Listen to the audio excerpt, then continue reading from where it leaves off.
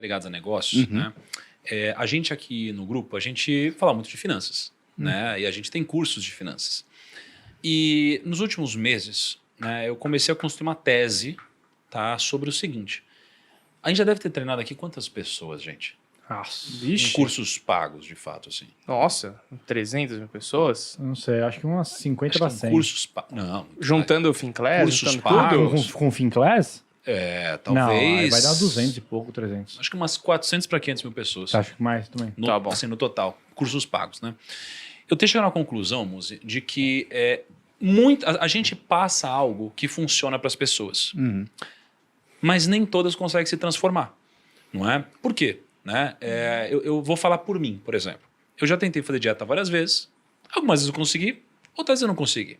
Mas não mantém, né? E o meu erro não foi saber ou não fazer uma dieta, por exemplo. Né? Eu sempre soube o que fazer, as pessoas sabem o que fazer. Os investimentos talvez tenham uma complexidade em alguns assuntos, mas o maior problema não é ter muito ou pouco conhecimento também. Porque no final das contas, se a pessoa ela é disciplinada para guardar dinheiro, ela investe todo mês, não sempre no melhor investimento, ela vai ter mais ou menos, mas o mais importante é você poupar e investir e multiplicar. Mas por que eu acho que, mesmo assim, nem todas as pessoas se transformam? Porque existe um efeito emocional que talvez seja muito mais profundo que, de fato, conhecimento técnico. E aí, daqui a pouco, eu quero entrar em algumas coisas bem técnicas com você que já eu quero perguntar. Eu tenho um amigo que ele sabe tudo sobre vendas. E ele foi subir no palco uma vez para fazer um pitch de vendas. Ele sabe tudo. E ele é super senior, tá? Ele não conseguiu vender. Só que se eu desse um curso para ele de vendas, eu poderia ensinar tudo sobre vendas e ele ainda não ia conseguir vender. Porque ele tem problemas emocionais a serem tratados. Problema de aceitação, rejeição e etc, não é? Então, quando eu comecei a refletir muito mais sobre esse assunto, eu falei, cara, peraí, existe um problema no mercado de trâmites de finanças. Porque se eu ensino a pessoa a escolher uma ação, a investir da forma correta, ela vai passar por momentos que são grandes vales no mercado. E o conhecimento não vai fazer ela ter a segurança, muitas vezes, de que quando estiver passando por uma crise, ela não vai se desesperar. Porque ela vai se desesperar. E quando isso aqui acontece, a pessoa ela pode ter muitos sintomas negativos. Ela pode ficar ansiosa, pode ficar com medo. E aí, nesse momento, ela pega e quer resgatar, quer vender as ações dela. E aí, ela geralmente vai vender no pior preço, quando as ações estão baratas. E quando todo mundo estiver ganhando, ela vai ser contaminada e vai querer comprar lá em cima. Então, qual que é a tese? A tese é o seguinte. Por mais que a pessoa ela tenha um conhecimento técnico, ela muitas vezes ela pode ficar ansiosa, pode perder o tesão em acompanhar os investimentos, ela vai deixando de lado e perde isso daí da vida dela. Não vira mais um hábito. Quando a pessoa faz academia há muito tempo, eu sei que ela começa a gerar coisas boas dentro do corpo dela e que faz ela continuar. Então, a gente começou a transformar um pouco do que a gente ensina, de tal forma que ela pudesse receber notificações de dividendos, por exemplo, porque a gente acredita que vai gerar mais dopamina na cabeça dela, ao invés de ela olhar para algumas coisas que vão gerar mais ansiedade no corpo dela. Eu queria que você me explicasse um pouquinho, antes de a gente entrar em outros assuntos, sobre o que é a dopamina. Como isso aqui funciona no nosso corpo, como gerar mais dopamina, e se você arriscaria dar algum palpite, né, sobre como a gente poderia gerar mais dopamina no mundo dos investimentos, nos negócios, para ver até se a nossa tese aqui de treinamento ela faz sentido para você, né, como médico. Nossa, Thiago, o que você falou agora, acho que dá para a gente conversar uma tarde inteira, mas vamos começar do final para o começo.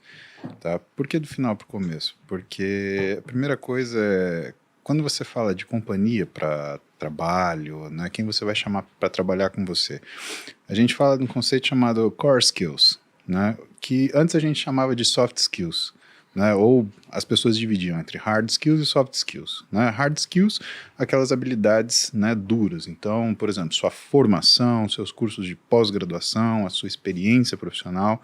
E aí os soft skills, a sua habilidade interpessoal, né, o quanto você consegue trabalhar em grupo, seu perfil de liderança, seu perfil de liderado, seu reconhecimento hierárquico. Né? E dentro disso, o que começou a se perceber? Que já não fazia muito sentido você falar tanto nessa dicotomia, e que fazia sentido você falar numa coisa chamada core skills, que são habilidades imprescindíveis, né? Aquilo que é essencial, habilidades essenciais. E dentro das habilidades essenciais, ela justamente está a relação entre as pessoas, porque o que nós fazemos é a relação interpessoal. É isso que nós fazemos. Quando você fala do seu amigo de vendas, né, e você fala para que ele tem problemas em aceitação, por exemplo, em rejeição, o que é uma venda não concluída? É uma rejeição. Então tem muito sentido quando você fala isso. E quando você fala isso, e eu levanto a questão do core skills, eu acho que existem dois tipos de pessoas que a gente tem que se perguntar, né, que está sentada à nossa frente, que a gente vai, por exemplo, fazer uma entrevista de trabalho. Você faz terapia ou você não faz? E eu te falo com muita sinceridade, eu faço terapia há anos, né, e para determinadas coisas, né, eu preciso de uma pessoa que não só entenda a situação, mas que ela entenda a si mesma. Por que eu falo isso para você? Porque quando você fala que você já fez dietas várias vezes, você sabe o que tem que ser feito, só que você volta a ganhar gordura, o que você está falando? É do conceito de dissociação cognitiva. Você sabe que tem que fazer, mas você não faz. E por que existe essa, ou dissonância cognitiva, né? Porque a dissonância cognitiva é a escolha de cada um, né? Vamos colocar a escolha de cada um e vamos trazer para outra parte daquilo que você falou, que é, eu ensino as pessoas a aplicarem dinheiro, mas as pessoas não necessariamente, a partir daquele conhecimento, elas vão aplicar o dinheiro naquilo que faz mais sentido. Quando você fala isso, eu lembro de um cara que com certeza você deve ter lido, que é o Daniel Kahneman. Por quê? Porque ele é o prêmio Nobel para uma tese muito simples na economia, que é o valor do dinheiro. E por que é interessante isso? Porque até então, o valor do dinheiro, quem dava, né, eram tecnocratas que falavam assim, ó, 50 é 50, 100 é 100, 1 milhão é 1 milhão. O que o Daniel Kahneman falou? Né, o Daniel Kahneman falou assim, não, isso não é dinheiro.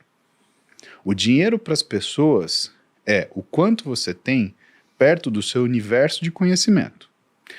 Você ganha, sei lá, 100 mil reais por mês.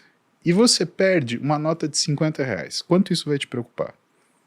Você ganha 800 reais por mês e você perde uma nota de 50 reais. Quanto isso vai te preocupar? Você acabou de ganhar 100 reais para fazer um trabalho e você perdeu 50 reais. Quanto você vai se preocupar? Então o dinheiro, na verdade, ele tem um valor para as pessoas daquilo que é o universo de conhecimento delas e o valor daquilo que elas têm agregado em relação ao todo montante que elas têm. Então 50 reais não é igual para todas as pessoas. Ele é diferente à medida que aquela pessoa lida com grandes quantidades ou não de dinheiro. Por que é importante esse estudo do Daniel Kahneman? Porque ele mostra que as pessoas elas vão agir economicamente de acordo com aquilo que é a cabeça delas, né? Eu, por exemplo, não tenho uma cabeça de investidor. Você falar para mim, como é que é o teu perfil de investimento? Eu sou um cara extremamente conservador. Eu não tenho perfil de investimento, e o meu perfil de investimento na minha cabeça é assim, vou trabalhar até morrer e vou juntar o máximo de dinheiro que der. E se eu precisar de mais dinheiro, eu não vou investir, vou trabalhar 1 hora a mais. Né? Então, eu não tenho perfil de investidor.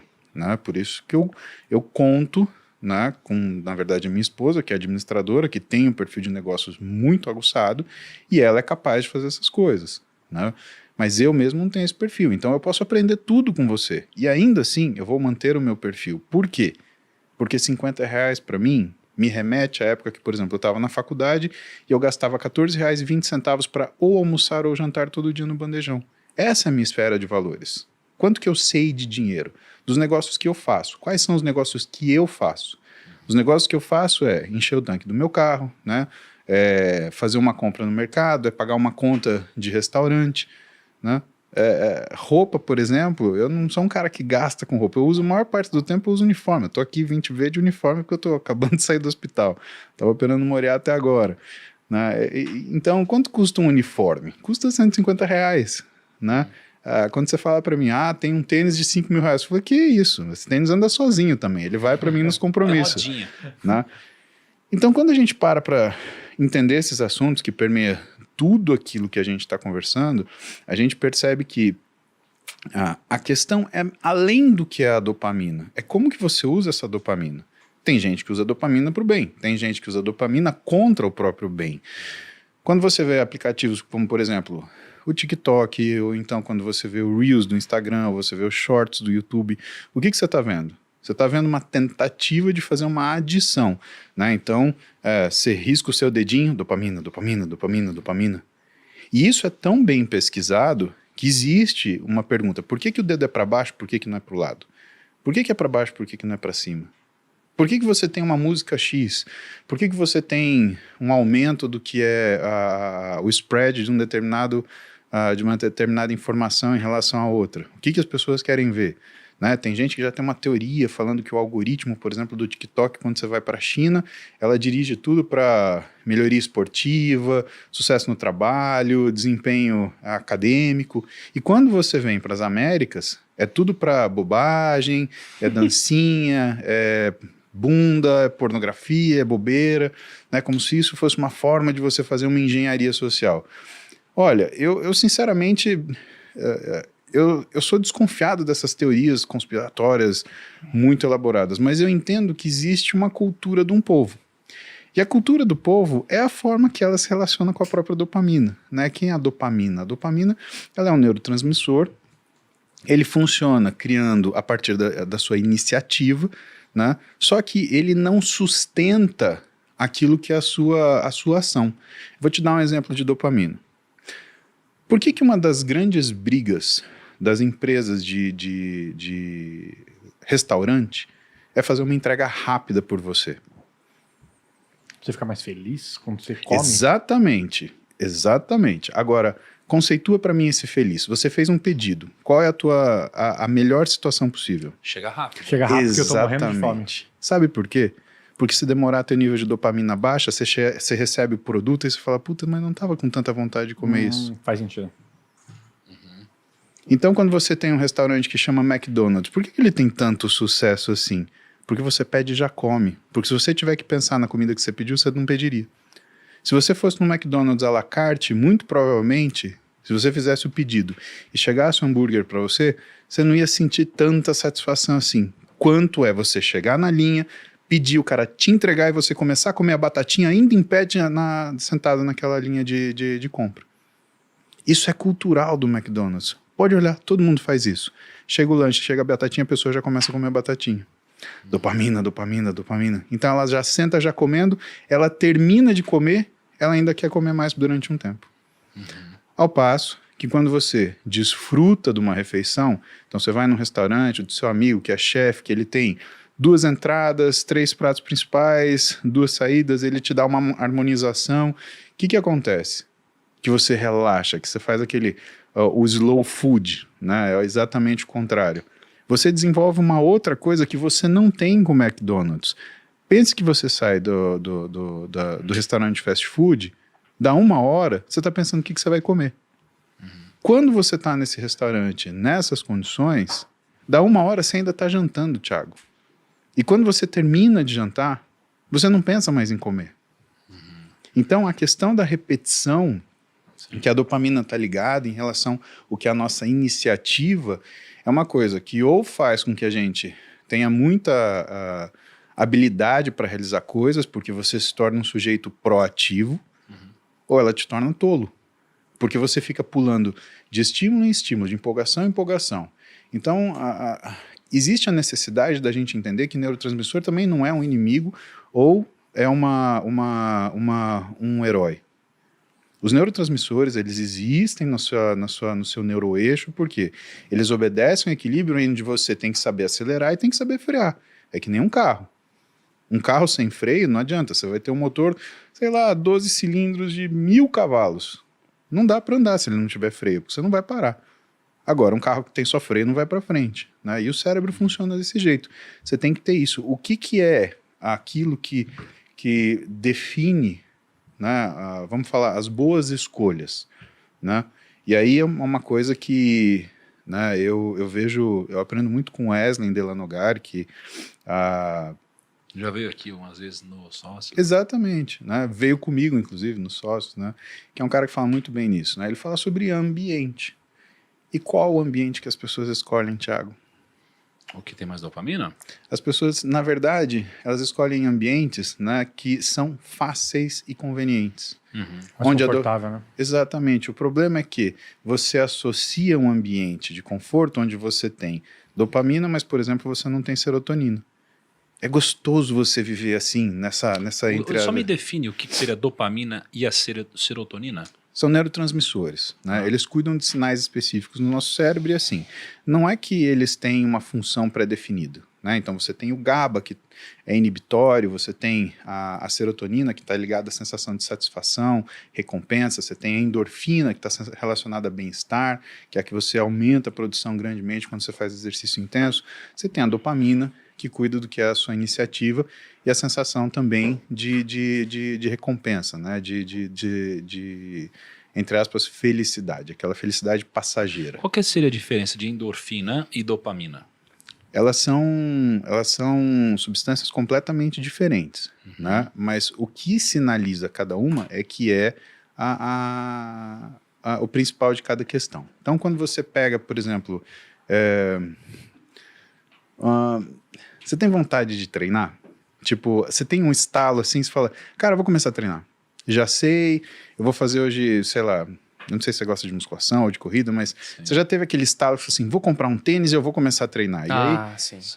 você comprou aquele tênis, aquilo te deixou animado, aí você foi treinar. Isso daí é dopamina. Tá. Agora. 2, 3 dias acabou. Exato. Agora, pega aquela pessoa que faz aquele mesmo treinamento, né? Não sei se você já namorou, tem amigos que, né, fazem academia todo santo dia e a pessoa precisa fazer. E se você combina de viajar, aí a pessoa pede assim, será que dá pra gente ficar no hotel que tem academia? Né? E aí a pessoa vai treinar, ou se você já teve essa sensação de você treinar, fazer alguma coisa, e você ter aquela sensação de trabalho realizado, de que você construiu alguma coisa. Pô, hoje o treino foi legal. Como, por exemplo, um jogo de futebol, né?